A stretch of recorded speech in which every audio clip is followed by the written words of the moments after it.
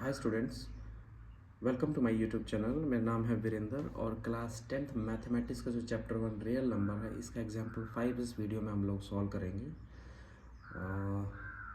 जैसे कि इसमें बोल रहा है कि prove that root three is irrational number. तो हमने पिछला जो एग्जाम्पल इसका थ्योरम इसका 1.3 हमने सॉल्व किया था, उसमें हमने रूट 2 को दिखाया था इर्रेशनल। तो पूरा सिमिलर मेथड हम लोग यूज़ करने वाले हैं इसके लिए भी।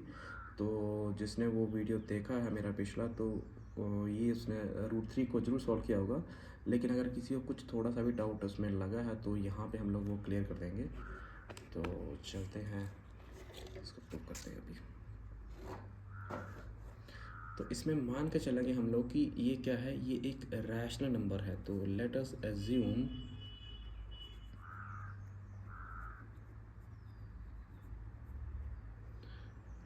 एज्यूम दैट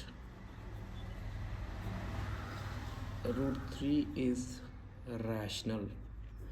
तो अगर कोई भी रैशनल नंबर होता है तो उसको हम क्या करते हैं, पी बाई क्यू की फॉर्म में लिख सकते हैं। तो इसको भी हम इसका मतलब लिख सकते हैं, रूट 3 को पी बाई क्यू की फॉर्म में लिख सकते हैं, ए अपॉन बी की फॉर्म में लिख सकते हैं, कुछ भी लिख सकते हैं उसको हम। तो ए और बी यहाँ पे कौन से नंबर होते हैं, ये मैंने पहले भी आपको बताया था कि यहाँ पे ए और बी जो है वो को प्राइम नंबर्स होते हैं। तो यहाँ पे लिखना पड़ेगा कि here a and b are numbers and b is not equals to 0। ठीक है, यहाँ पे a और b जो होते हैं वो कैसे नंबर होते हैं, को प्राइम नंबर्स होते हैं। और b हमारा ज़ीरो नहीं होना चाहिए, क्योंकि b अगर डिनोमिनेटर में ज़ीरो आ गया तो ऑब्वियसली ये नॉट डिफाइंड बन जाएगा। और को प्राइम नंबर्स मैंने आपको जैसे पिछला भी वीडियो में बताया था कि को प्राइम नंबर का मतलब है कि इसमें कुछ भी कॉमन फैक्टर नहीं आना चाहिए। मान लो जैसे मैंने एग्जांपल दिया था ये 2 और 5 का, तो 2 को मैंने 2 इंटू 1 लिखा था और 5 मैंने 5 इंटू 1 लिखा था। तो इसमें कुछ भी हमको कॉमन नहीं दिख रहा है अदर देन 1 के अलावा कुछ भी कॉमन नहीं आना चाहिए। कुछ और नंबर भी लेके आप चेक कर सकते हो। मान लो मैंने एक नंबर ले लिया 8 और दूसरा ले लिया 5, तो ये भी नंबर कैसे है, को प्राइम नंबर है। क्योंकि मैं 8 अगर मान लो फैक्टर करता हूँ तो किस तरह से होंगे, इस तरह से होंगे, इसको ऐसे लिख सकता हूँ। और 5 को क्या लिख दूँ मैं, 5 इंटू 1, बस यही तरीका है। तो कुछ भी कॉमन नहीं आ रहा, किस में क्या कॉमन आ रहा है, सिर्फ 1 आ रहा और कुछ भी कॉमन इसमें नहीं है। तो नेक्स्ट हमारा स्टेप होगा इसमें स्क्वायरिंग का। तो स्क्वायरिंग बोथ साइड,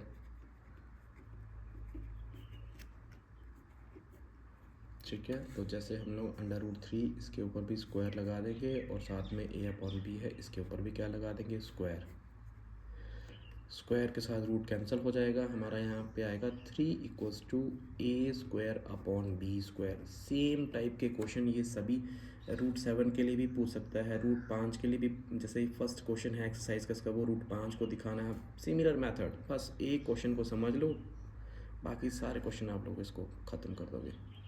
इसमें मैं अगर क्रॉस मल्टीप्लाई करता हूँ, यहाँ पे कुछ नहीं, डिनोमिनेटर में 1 लिख सकते हैं। क्रॉस मल्टीप्लाई करो, बी स्क्वायर को अगर मैं 3 से करता हूँ मल्टीप्लाई, तो मेरा आएगा कितना, 3b स्क्वायर। किसके इक्वल आ गया, ए स्क्वायर से।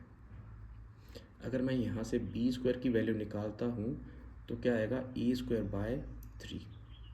अब देखो यहाँ से हमको क्या समझ आ रहा है, यहाँ से हमको समझ आ रहा है कि जो ये हमारा 3 है, ये ए स्क्वायर को क्या कर रहा है, डिवाइड कर रहा है। ठीक है, तो यहाँ पे लिखेंगे here 3 divides A square, 3 divides A square, therefore जो 3 है आल्सो डिवाइड्स 3, सॉरी ए। अगर 3 ए स्क्वायर को डिवाइड कर रहा है तो ये ए को भी डिवाइड करेगा। यहाँ पे बच्चों को प्रॉब्लम आती है कि ये कैसे है। मैं इसका एग्जांपल देता हूँ। जैसे किसी भी कोई भी नंबर का स्क्वायर अगर किसी नंबर से डिवाइड हो रहा है, जैसे मैंने मान लो मैं 3 ही लेता हूँ, मेरे पास कोई नंबर है मान लो 9, ठीक है। अगर 9 मेरा किसके साथ डिवाइड हो रहा है, 3 के साथ, ठीक है। मैं 9 को कैसे लिख सकता हूँ, 3 का स्क्वायर। 3 मैं ऐसे एज इट इज़ लिख रहा हूँ। अच्छा जी, अब मेरा मान लो ये ए है, ए स्क्वायर अगर इसके साथ 3 के साथ डिवाइड हो रहा है तो ऑब्वियसली क्या आएगा, ए भी डिवाइड करेगा, जैसे ए स्क्वायर, यानी कि अगर मैं ये ए ले रहा हूँ तो ए का स्क्वायर कितना है 9। अगर ये 9 किसके साथ डिवाइड हो रहा है, 3 के साथ डिवाइड कर रहा है, तो ये जिसका हमने स्क्वायर किया यानी कि ये ए स्क्वायर है, तो ए भी तो 3 के साथ डिवाइड होगा। तो यही ये चीज़ बताना चाहता है कि किसी का अगर किसी भी नंबर का स्क्वायर अगर इस नंबर से डिवाइड हो रहा है, तो वो जो नंबर है जिसका हम स्क्वायर कर रहे हैं वो भी जो इस नंबर से डिवाइड करेगा।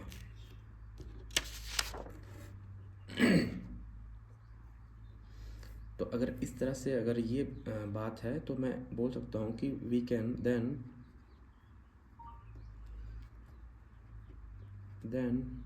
वी कैन राइट इट, तब मैं इसको इस तरह से लिख सकता हूँ कि a/3 इक्वल्स टू सी। यहाँ पे ये जो स्टेप है बच्चों को, ये स्टेप जो है वो इसमें प्रॉब्लम आती है कि ये कैसे लिखा। यहाँ पे सी जो है मैं बताता हूँ, सी is any integer.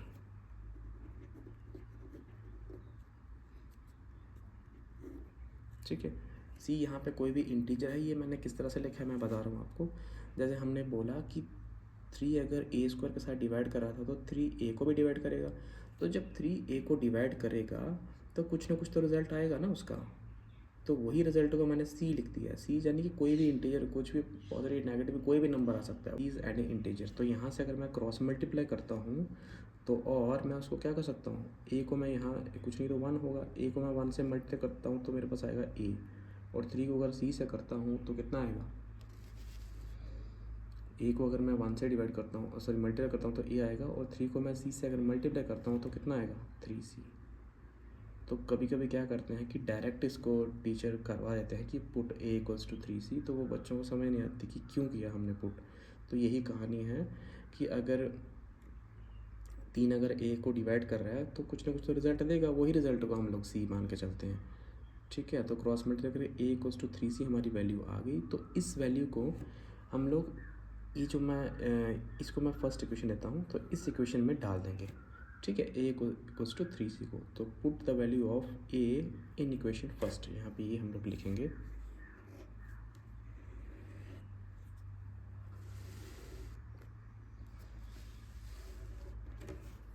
Put the value of a in equation first. First equation ये है हमारा, इसमें हम लोग पुट करते हैं। तो क्या है, b square is equals to a square by 3। तो जहाँ पे a की वैल्यू हम लोग 3c को यूज़ कर रहे हैं, तो जो a है वहाँ पे मैं लिख रहा हूँ 3c, और साथ में a का स्क्वायर भी है तो स्क्वायर भी लगा लेंगे, अपॉन 3, तो ये 3 लिख दिया। तो b square is equals to 3 का स्क्वायर कितना होता है 9, और c का जब मैं करूँगा तो कितना आएगा c स्क्वायर और डिवाइड बाई 3। इसको काटते हैं, 3 1 जा 3, 3 3 जा 9। तो जाने कि हमारे पास जो रिज़ल्ट आया b square is equals to 3c का स्क्वायर और डिवाइड बाय कुछ नहीं है 1 है। ठीक है, तो और करके मैं 3c स्क्वायर को मैं पहले लिख सकता हूँ और b स्क्वायर को मैं क्या कर रहा हूँ बाद में लिखता हूँ। ठीक है, किस लिए लिख रहे हैं, जैसे वहाँ पे हमने किसकी वैल्यू निकाली थी b स्क्वायर की, और यहाँ पे निकाल देंगे c स्क्वायर की। तो c स्क्वायर की जब वैल्यू निकालेंगे तो क्या आएगा b स्क्वायर बाय 3। और यहाँ पे भी सेम कहानी हम लोग रिपीट करेंगे, जैसे यहाँ पे लिखा था कि 3 डिवाइड्स a स्क्वायर, तो 3 आल्सो डिवाइड्स a। तो यहाँ पे अब क्या हो गया कि यहाँ पे 3 किसको डिवाइड कर रहा है b स्क्वायर को, तो यहाँ पे भी वही लिखना है कि here 3 divides b square, therefore 3 also divides 3। तो ये 3 को भी क्या करेगा डिवाइड करेगा, लेकिन यहाँ पे जो है वो ये पॉसिबल नहीं हो सकता। क्यों, क्योंकि हमने ए और बी कैसे नंबर लिए हैं, को prime number.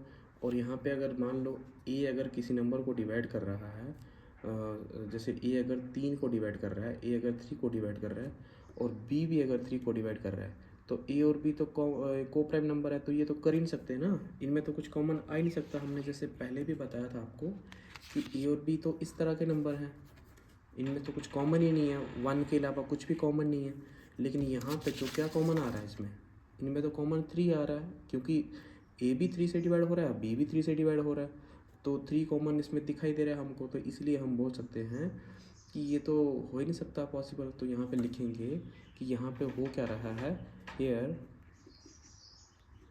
A and b have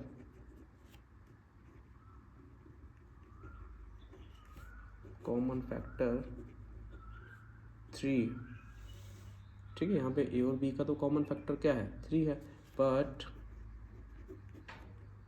a and b are किस तरह के नंबर हैं, ये तो कोप्राइम नंबर है, ए एंड बी ये तो कोप्राइम नंबर्स हैं, तो इनमें तो कुछ आ ही नहीं सकता कॉमन। तो हम बोल सकते हैं हैंस जो हमारा अजम्पशन है, जो हम मान के चले हैं,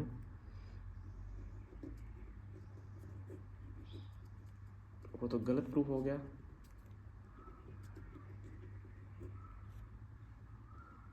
देयरफॉर हम बोल सकते हैं कि जो √3 है वो क्या है, जो √3 है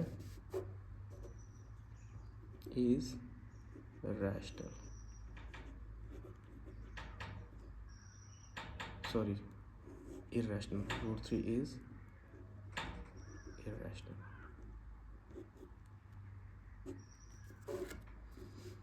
तो बच्चों, आपको ये वीडियो मेरा पसंद आया होगा, तो अगर आपको मेरा वीडियो पसंद आया तो प्लीज़ मेरे चैनल को सब्सक्राइब कीजिएगा, क्योंकि ये मेरा स्टार्टिंग है अभी, तो आप लोग मुझे सपोर्ट करोगे तो मैं थोड़ा आगे बढ़ पाऊँगा। सो मेरी वीडियो को लाइक ज़रूर कीजिएगा और चैनल को सब्सक्राइब भी कीजिएगा, और thank you very much for giving your time.